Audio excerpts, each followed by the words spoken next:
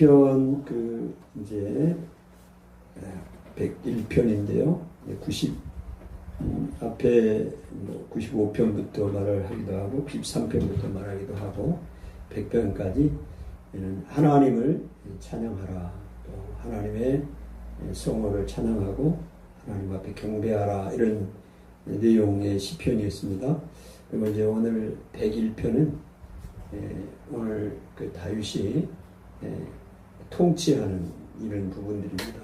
하나님의 사랑과 정의를 통치의 모델로 다윗이 삼고 이스라엘을 다스리려 결심을 하는 그런 내용이고요. 또 자신은 물론이고 자신이 자신이 이끌 나라 역시 완전한 길로 또 이끌 것을 천명하고 있습니다. 그러니까 다윗이 지금 어느 상황에서 이 시를 지었는가를 우리가 보면 다윗이 이스라엘의 왕이 되었을 때, 지도자가 되었을 때, 정권을 이양했을 때, 그래서 이 지었던 시라고 봅니다. 그래서 이 시편 101편을 이제 지도자의 시라고도 할 수 있고요. 오늘날로 말하면 정권을 이제 이양을 받고 새롭게 어떻게 정치를 할 것인가, 나라를 이끌어갈 것인가, 그런 결단의 시라고도 할 수가 있겠어요. 다윗이 이제 정확하게 어느 시점인지는 알 수는 없지만 이제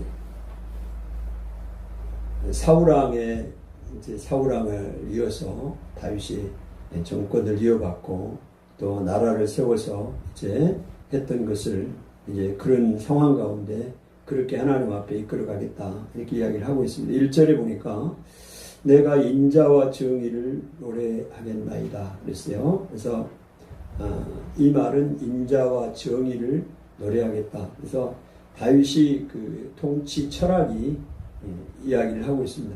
인자와 정의를 통치 철학으로 삼았다. 인자와 정의는 하나님의 가장 기본적인 속성입니다. 인자와 정의.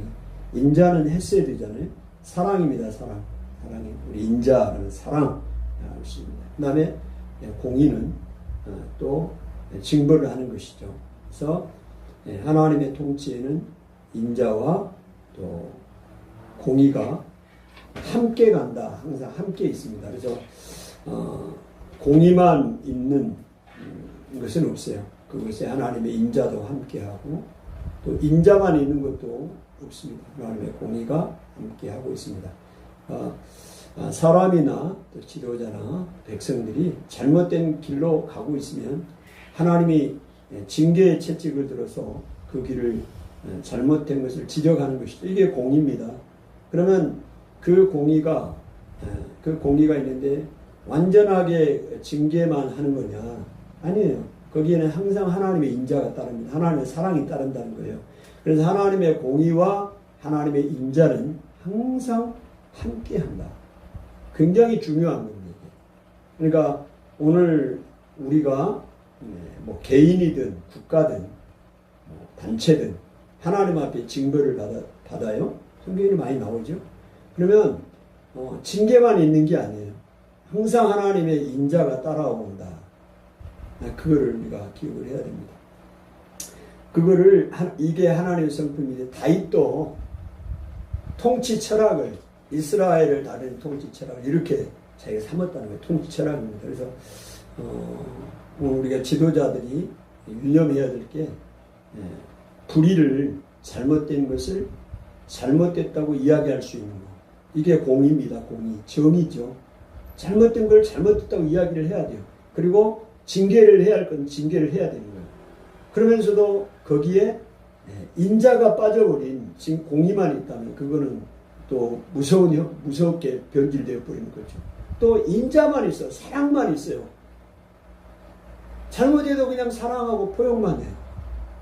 그러면 안 되는 거예요. 거기에 분명하게 공의가 적용이 돼야 돼요. 잘못한 것을 잘못했다고 이야기를 하면서 사랑이 적용이 돼야 된다. 이게 하나님의 성품 아닙니까? 다윗이 이 성품을 우리가 가지고 있다. 그래서 우리 삶 가운데서도 힘들고 어려워요. 좀 모든 일이 다 앞뒤가 다 막히고 절망스러워요. 그것으로 끝이 아니라니 말입니다. 하나님의 인자가 함께한다 항상. 아멘. 직장을 못 구하고 힘들고 어려운 가운데서 하나님이 다시 또 직장을 주시잖아요. 또 길을 열어주시잖아요. 하나님의 인자입니다. 인자. 오늘 우리에게 이렇게 하고 있다. 이 얘기는 다윗뿐만이 아니라 또 오늘 지도자들도 이런 성품을 가져야 된다. 이야기를 하고 있습니다. 내가 인자와 정의를 노래하겠나이다. 여호와여 내가 주께 찬양하리다. 인자와 정의를 내리시는 그 하나님 앞에 내가 찬양하고 가겠다. 이렇게 다시 고백하고 있습니다. 내가 완전한 길을 주목하오리니 주께서 어느 때나 내게 임하시겠나이까. 내가 완전한 마음으로 내 집안에서 행하리이다. 다윗이 하나님 앞에서 완전한 길을 주목하겠다. 이렇게 이야기를 하고 있습니다. 이 완전하다는 말을 여러분 반복하고 있어요. 2절에 내가 완전한 길을, 그 다음에 완전한 마음으로.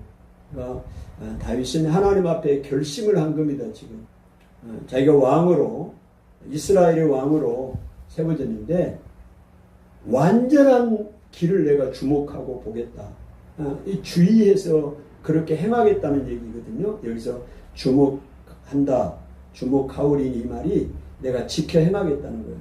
신경을 써가지고 주의해서 그 일을 행하겠다 이야기를 하는 것입니다.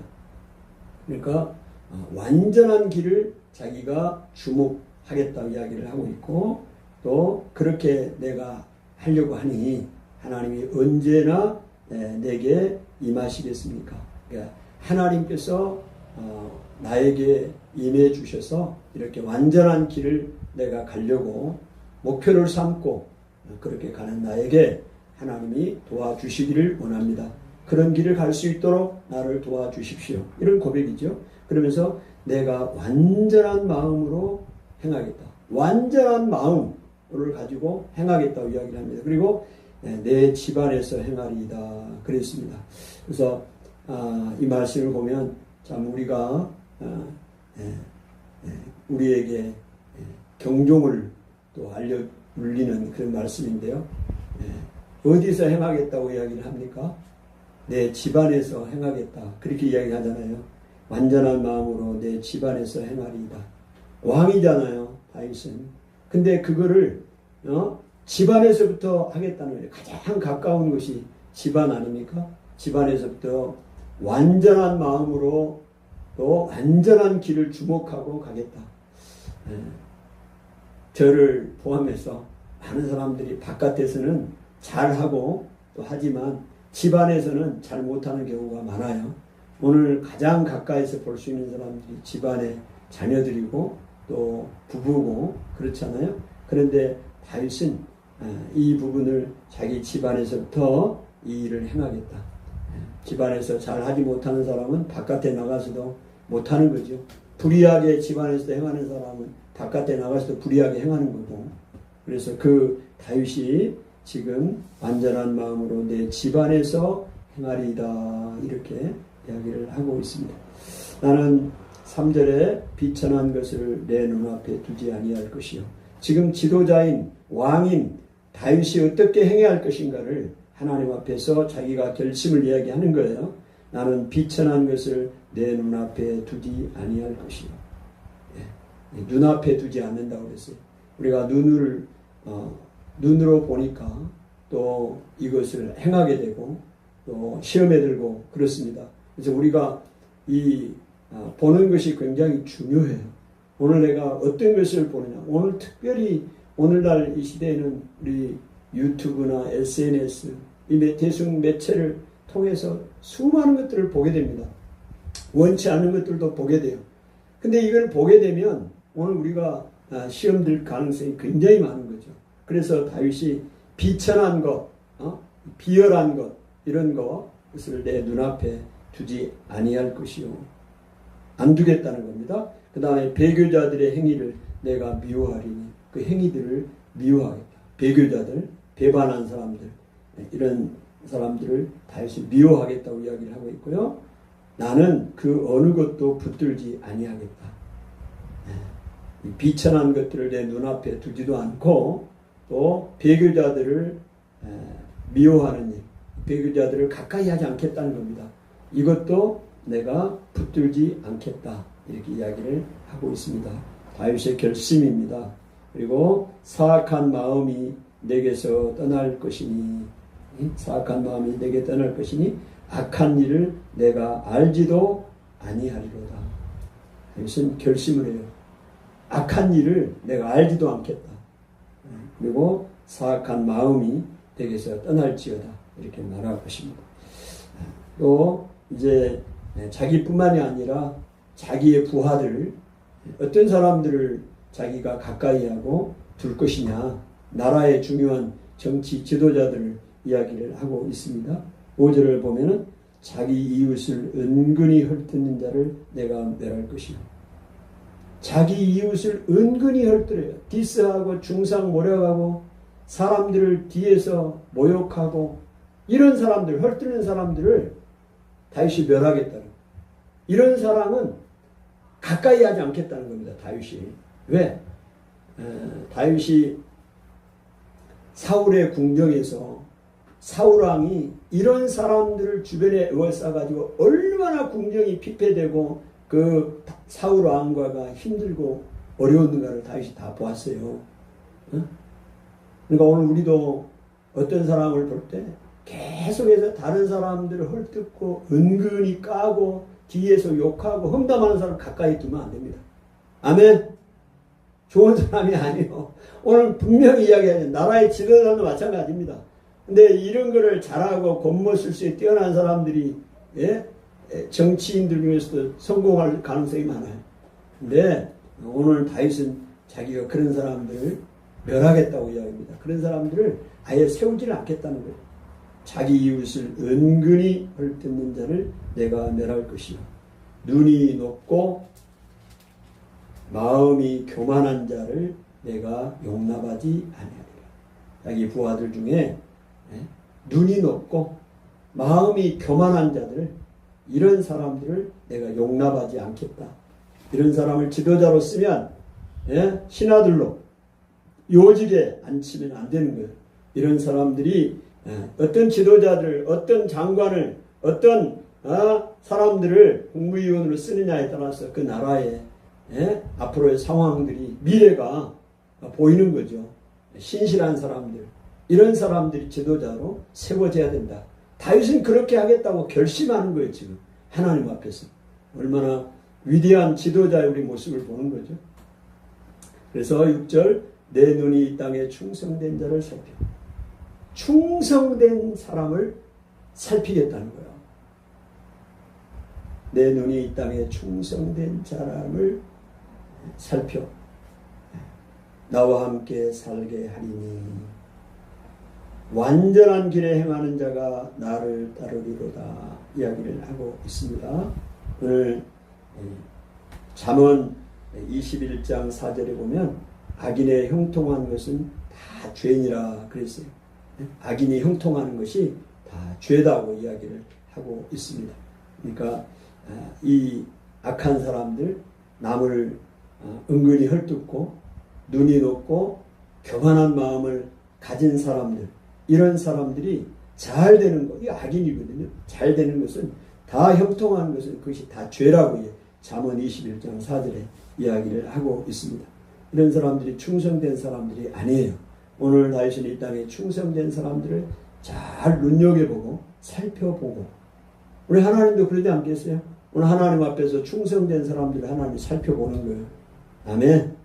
지금은 어려움을 당한 것 같지만 하나님 앞에 충성된 그런 사람들 하나님이 살펴보고 나와 함께 살게 하려니 완전한 길에 행하는 자가 나를 따르리로다. 나와 함께 하겠다는 겁니다. 왕과 함께 하겠다고 이야기를 하고 있습니다.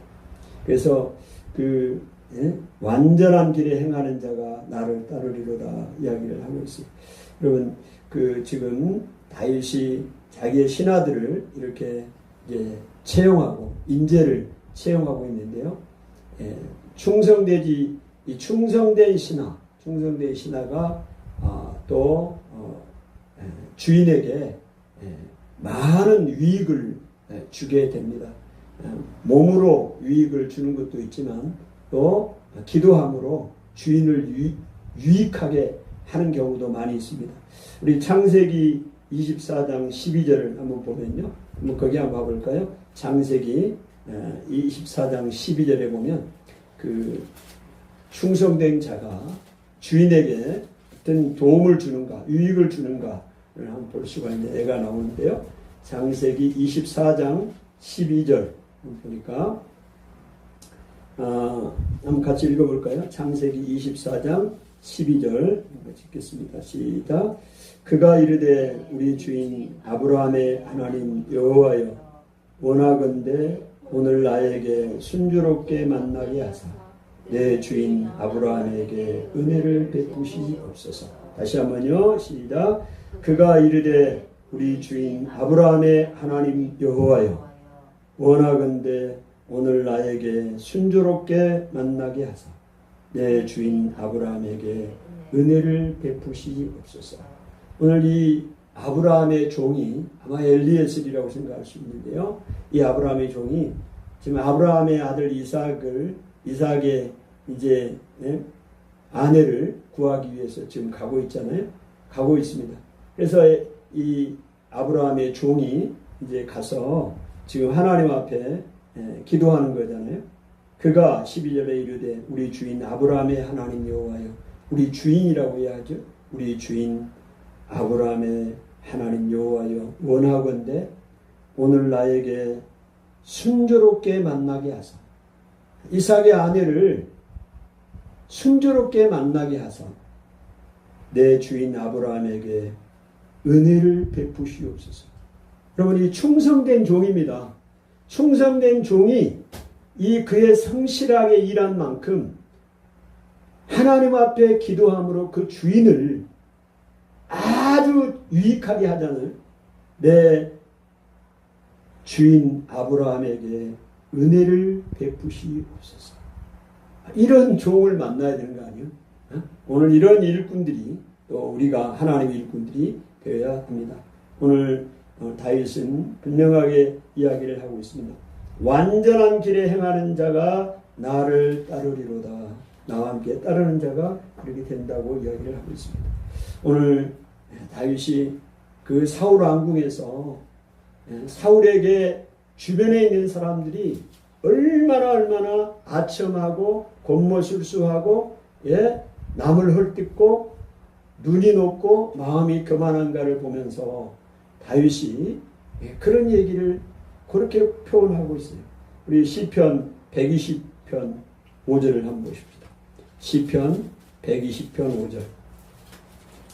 사울왕의 그 상황들, 사울왕이 그 주변에 있는 사람들이 어떤 사람이었는가를 표현하고 있는데요. 시편 120편 5절.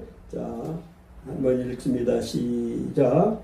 메색에 머물며 게달의 장막 중에 머무는 것이 내게 바로다. 그렇게 하고 있습니다.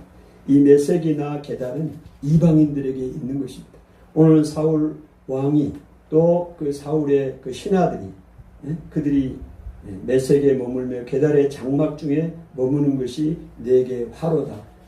주변에 에돔 같은 사람들 얼마나 다윗을 죽이려고 험담하고 그래서 그 도액이라는 사람이 그 높당의 제사장을 죽이고 이런 일들을 하잖아요. 아부하고 아첨하고 이런 사람들을 다윗이 경험했잖아요.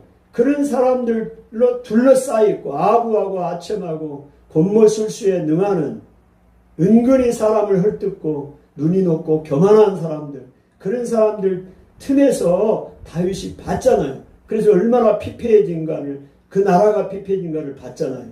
그래서 다윗이 그런 사람들은 다 멸하겠다고 하잖아요. 충성된 사람들을 내가 쓰겠다는 거 아니에요? 오늘 그래서 그런 사람들은 게달의 장막에 거하고 메색에 머물며 이방 땅에 머무는 그런 사람들, 그런 나라와 같다고 표현을 하고 있는 것입니다. 그래서 얼마나 이 관료들, 중요한 일꾼들을 쓰이는 것이, 중용하는 것이 중요한가를 다윗이 말하고 있는 것입니다. 7절을 보면 거짓을 행하는 자는 내 집안에 거주하지 못하니 거짓말하는 자는 내 목전에 서지 못하리로다. 계속해서 거짓말을 하고 악을 행하고 그 악을 숨기기 위해서 계속 거짓말을 하는 사람들, 그런 사람들은 아예 다윗 집 안에 거주하지를 못하게 하겠다는 거예요. 겉으로 볼 때는 아주 충성스럽고 아주 그냥 대단한 일을 할 것처럼 이야기를 하지만 능력자인 것처럼 보이지만 다윗은 충성스러운 사람들을 보고 그런 사람들은 아예 쓰지를 않겠다는 겁니다. 어떤 사람들? 거짓을 행하는 사람들. 아주 거주하지 못하며 거짓말하는 자는 내 목전에 서지 못하리라. 오늘 위대한 왕 다윗이 어떻게 위대한 왕이 됐겠나? 오늘 이런 사람들이 없어지니까, 그래서 혹자들은 이런 얘기하잖아요. 이런 거짓말을 하고 또 거짓을 행하는 사람들을 다 제거해버리면 인구가 굉장히 줄 것이라고 그렇게 말하는 사람도 있습니다. 얼마나 많은 사람들이 이렇게 거짓말하고 거짓을 행하고 그렇게 살아갑니까? 오늘 나의 목전에 내 목전에 서지 못하리라. 다윗의 목전에 서지 못할 것이다 이야기를 합니다. 아침마다 내가 이 땅의 모든 악인을 멸하니 악을 행하는 자는 여호와의 성에서 다 끊어지리로다. 아침이라는 것은 이제 초기라고 이야기할 수 있습니다. 초기. 다윗 왕정이 시작이 되잖아요. 사울 왕정이 끝나고 다윗 왕으로 이제 시작입니다. 다윗이 왕이 되었어요. 이 아침이라는 얘기는 초기에 이런 의미도 있어요. 이제 시작하는 이 시점에서 이 땅의 모든 악인을 다 멸하겠다. 그러니까 이런 악인들을 다 뿌리 뽑겠다는 거예요. 얼마나 다윗이 힘든 이 일을 했겠어요. 얼마나 비방이 많았겠어요. 그러나 그렇게 할 때 정말 하나님의 뜻을 이루어가는 이스라엘이 되었고 또 하나님의 마음에 합한 자가 되는 거 아니겠어요? 악을 행하는 자는 여호와의 성에서 다 끊어지리로다 이야기를 하고 있습니다. 우리 나라가 또 우리 공동체가 우리 정부가 이런 기관들이 이렇게 하나님의 통치를 우리가 받고 또 다윗처럼 인자와 정의를 통치의 이념으로 삼고 자기뿐만이 아니라 자기 자신이 그렇게 행할 뿐만이 아니라 자기를 따르는 신하들, 정부의 주요 요직에 있는 사람들도 이렇게 행하겠다. 이런 나라가 될 때 참으로 행복한 나라, 좋은 나라가 되지 않겠냐. 우리나라가 그런 나라가 되기를 소망하면서 기도합니다. 하나님 아버지